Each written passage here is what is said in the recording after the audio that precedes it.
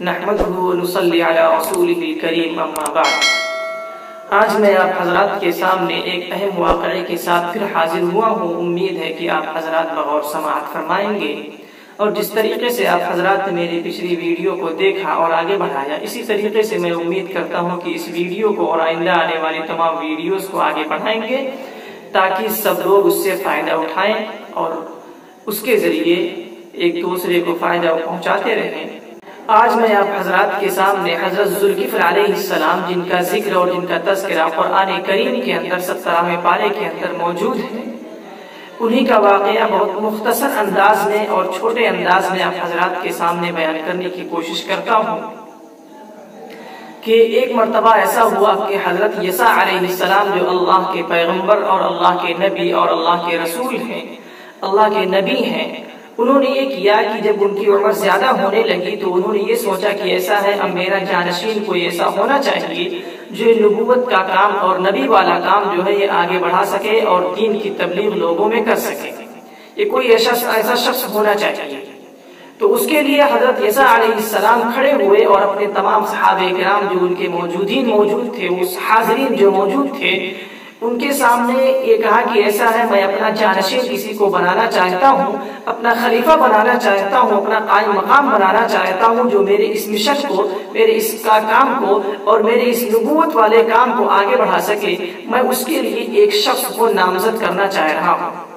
لہذا آپ لوگوں کے سامنے میں 3 شرطیں بیان کرتا ہوں، وہ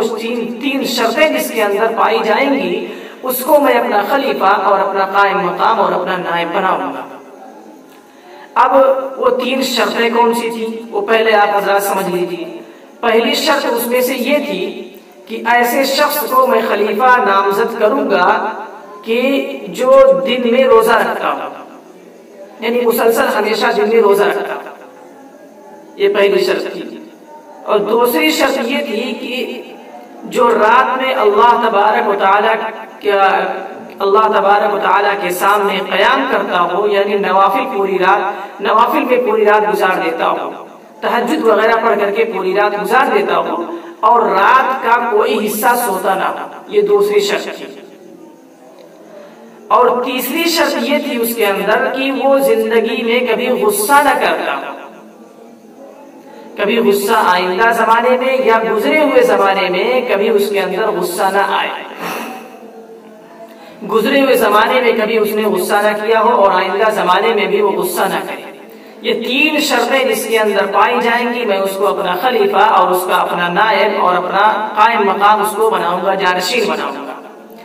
اب ایک غیر معروف شخص جن کو لوگ بہت زیادہ جانتے بھی نہیں تھے، وہ پیچھے سے کھڑے ہوئے اور انہوں نے کہا وہ کہ میرے اندر یہ 3 شرطیں پائی جا رہی ہیں، لہذا مجھے اپنا خلیفہ اور اپنا نائب بنا دیجیے۔ وہ وہی حضرت ذوالکفل علیہ السلام تھے جو اس وقت کھڑے ہوئے تھے، اور اس وقت وہ بہت لوگ ان کو کمتر سمجھتے تھے اور یہ سمجھتے تھے کہ ایسا یہ شخص صحیح نہیں بول رہے ہیں، اور شاید یہی خیال حضرت عیسیٰ علیہ السلام کو بھی ہوا، حضرت عیسیٰ علیہ السلام کو بھی ہوا۔ اس وجہ سے اس روز کے جو یہ مجلس سے اس کو ختم کر دیا اور یہ کہا کہ کل آئندہ پھر آپ لوگوں کے سامنے یہ 3 شرطیں پیش کی جائیں گی، جن کے اندر یہ 3 شرطیں پائی جائیں گی، اسی کو میں اپنا خلیفہ اور اپنا نائب بناؤں۔ یہ ہو گیا۔ اب اس کے بعد دوسرے دن جب کھڑے ہوئے اور سب لوگ اکٹھا ہوئے تو اس وقت بھی حضرت عیسیٰ علیہ السلام نے اپنی مجلس میں وہی 3 شرطیں رکھی جو کل گزشتہ زمانے میں، یعنی کل گزشتہ جو رکھی تھی، جو شرطیں رکھی تھی، وہی 3 شرطیں ان لوگوں کے سامنے پیش کیا۔ لیکن ان کے علاوہ کوئی اور شخص نہیں کھڑے ہوئے، بلکہ وہی شخص جو کل کھڑے ہوئے تھے حضرت ذوالکفل علیہ السلام، وہی آج بھی کھڑے ہوئے، کیونکہ اور کسی کے اندر وہ 3 شرطیں پائی نہیں جاتی تھی، اس وجہ سے کوئی شخص کھڑا نہیں ہوا۔ بہرحال حضرت ذوالکفل علیہ السلام آج بھی کھڑے ہوئے، اور حضرت عیسیٰ علیہ السلام جو اللہ کے پیغمبر تھے، انہوں نے ان کو اپنا خلیفہ اور اپنا نائب اور اپنا جانشین ان کو بنا دیا، اس کاروبار اور نبوت کے کام کو آگے بڑھانے کے لیے، کاروبار کے لیے آگے بڑھا دیا۔ ان کو کیا کیا؟ اپنا جانشین بنا دیا۔ اب شیطان جو ابلیس ہے، جو اللہ تبارک و تعالیٰ کے وہیں سے یہ وعدہ کر کے آیا ہوا ہے کہ میں آدم کی تمام اولاد کو بہکاؤں گا، میں آدم علیہ السلام کی اولاد کو بہکاؤں گا۔ اس کے دل میں یہ خیال پیدا ہوا کہ حضرت ذوالکفل علیہ السلام کو کسی طریقے سے بہکایا جائے اور حضرت الیسع علیہ السلام ان کا خلیفہ ان کو نہ بننے دیا جائے،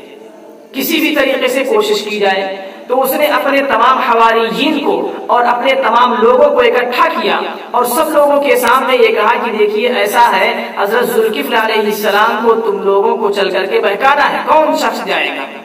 تم میں سے کون شخص جائے گا جو حضرت ذوالکفل علیہ السلام کو بہکا سکے اور ان کو جو ہے ان کے اندر کوئی نہ کوئی جو 3 شرطیں پائی جاتی تھی ان میں سے کیا کرے،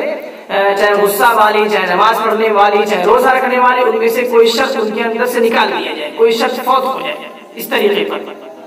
تو تمام جو شیاطین کے حواریین تھے، شیطان کے جو حواریین اور ابلیس کے جو چیلے اور چپیلے تھے، اس طریقے سے اس کے جو چیلے تھے انہوں نے فوراً عذر پیش کیا کہ میرے اندر یہ ہمت نہیں، ہمارے اندر ہمت نہیں ہے کہ ہم حضرت ذوالکفل علیہ السلام کو بہکا سکیں،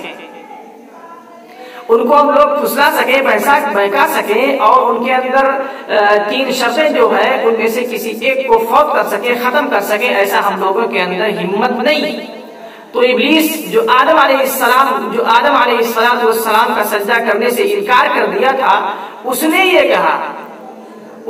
کہا کہ ایسا ہے کہ میں جا رہا ہوں اس کو خود بہکاؤں گا، ذوالکفل علیہ السلام کو خود میں بہکاؤں گا۔ چنانچہ وہ وہاں سے گیا اور ذوالکفل علیہ السلام کا یہ معمول تھا کہ پوری رات اللہ کی عبادت میں گزار دیتے تھے اور 1 منٹ بھی نہیں سوتے تھے، پوری رات اللہ کی عبادت میں گزار دیتے تھے۔ اب کیا ہوا، اور صرف ذوالکفل علیہ السلام دوپہر میں قیلولہ جس کو عربی میں کہا جاتا ہے، وہ دوپہر میں وہی آرام فرماتے تھے، دوپہر میں سوتے تھے، یہ ہوتا تھا ان کا معمول تھا۔ تو یہ دوپہر کے وقت میں یہ سوچتا تھا کہ جب یہ سوئیں گے جس وقت دوپہر میں اور میں اس وقت ان کے پاس جاؤں گا تو وہ غصے میں آ جائیں گے، تو غصہ نہ ہونے والی جو شرط تھی وہ ان کے اندر نہیں پائی جائے گی اور ختم ہو جائے گی، اور ذوالکفل علیہ السلام جو حضرت الیسع علیہ السلام کے خلیفہ بنے ہوئے ہیں، یہ خلیفہ بننا ان کا نہیں پایا جائے گا اور خلافت سے ان کو ہٹا دیا جائے گا، یہ اس نے سوچا۔ چنانچہ وہ دوپہر میں پہنچا، اسی وقت میں دروازہ پر کھٹکھٹایا، دروازے پر دستک دی اور دروازہ کھٹکھٹایا تو دربان جو ان کے دربان تھے دروازے پر رہنے والے، انہوں نے یہ پوچھا کون اندر سے، اور تو اس نے یہ جواب دیا کہ ایسا ہے میں مظلوم بوڑھا شخص ہوں، بوڑھا بن کر کے گیا ہوا تو وہ ابلیس، میں مظلوم ہوں اور بوڑھا شخص ہوں اور میری جو ہے حضرت ذوالکفل علیہ السلام سے تھوڑا سا کام ہے، مجھے ضرورت ہے ان سے بات کرنا ہے۔ چنانچہ دروازہ کھول دیا گیا، دروازہ جب کھول دیا گیا تو وہ اندر آ کر کے حضرت ذوالکفل علیہ السلام کے پاس بیٹھ گیا اور اس نے اپنی پوری داستان بیان کی اور یہ کہا کہ میرے برادری اور میرے خاندان کا مجھ سے کچھ لفڑا ہو گیا ہے، کچھ جھگڑا ہو گیا ہے اور وہ لوگ میرے اوپر ظلم کر رہے ہیں، میرا حق نہیں دے رہے ہیں، اس لیے آپ میرے درمیان فیصلہ کر دیجیے۔ چنانچہ ذوالکفل علیہ السلام نے یہ کہا کہ ایسا ہے، ابھی میں جب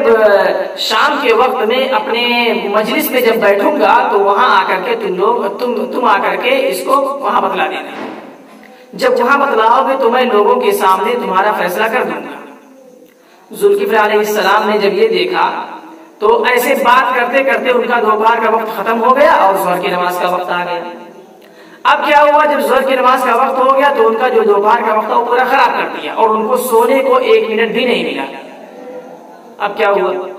اب شام کے وقت میں جب وہ اپنے مسند پر اور اپنے مجلس میں جب بیٹھے تو اس کا انتظار کرتے رہے اور وہ بوڑھا شخص آیا ہی نہیں، اور ابھی ان کو پتا نہیں تھا یہ کون شخص ہے، یہ ذوالکفل علیہ السلام کو بھی پتا نہیں تھا کہ یہ کون شخص ہے، انسان ہے یا جنات یا شیطان، کچھ پتا نہیں تھا۔ پھر کیا ہوا، دوسرے دن بھی انتظار کرتے رہے، نہیں آئے۔ پھر دوپہر کے وقت میں جب ذوالکفل علیہ السلام لیٹنے لگے تو اس وقت بھی دروازے پر دستک دی، دروازہ کھٹکھٹایا اور دربانوں سے اجازت طلب کی کہ ایسا ہے کہ مجھے اندر جانے دیجیے اور میں کل والا جو وہی بوڑھا شخص جو کل دوپہر میں آیا تھا وہی میں آج پھر آیا ہوں۔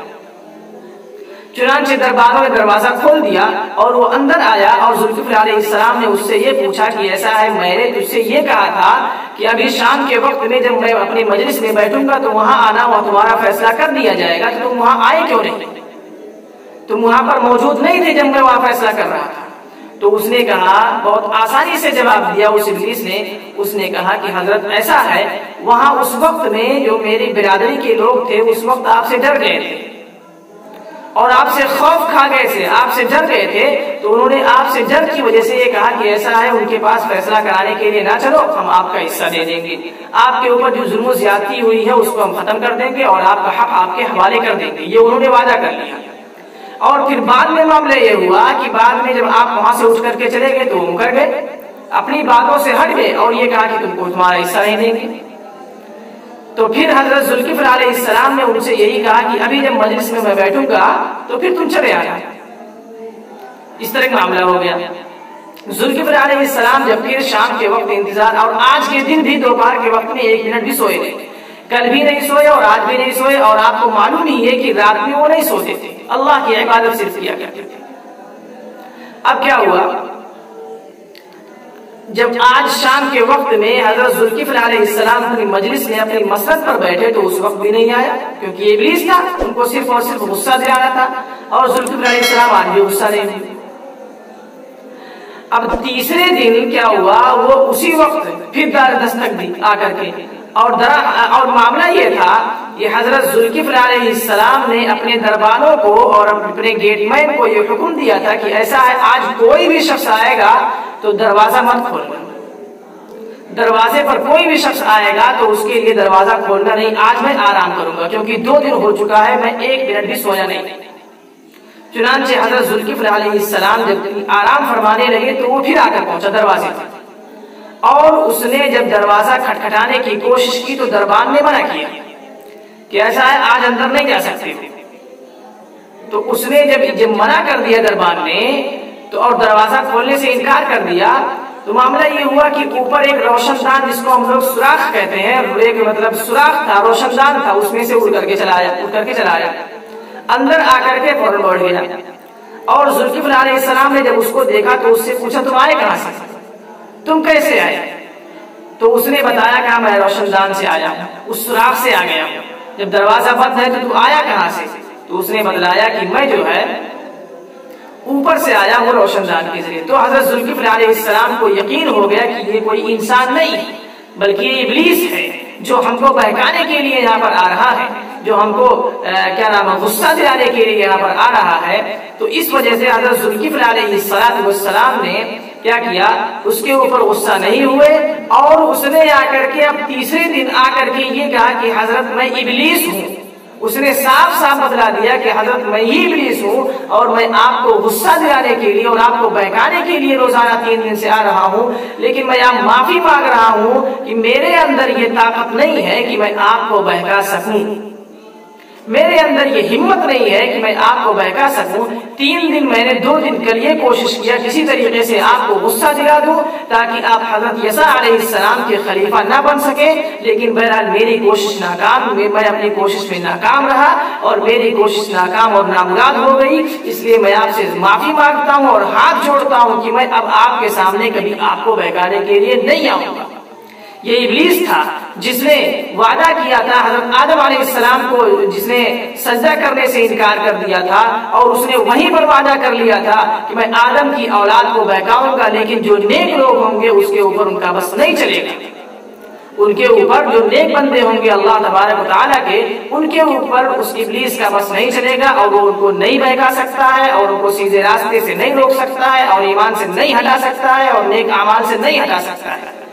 اس لیے بہرحال وہ اللہ تبارک و تعالیٰ کے نبی جو حضرت یسوع علیہ السلام ان کے خلیفہ بنے،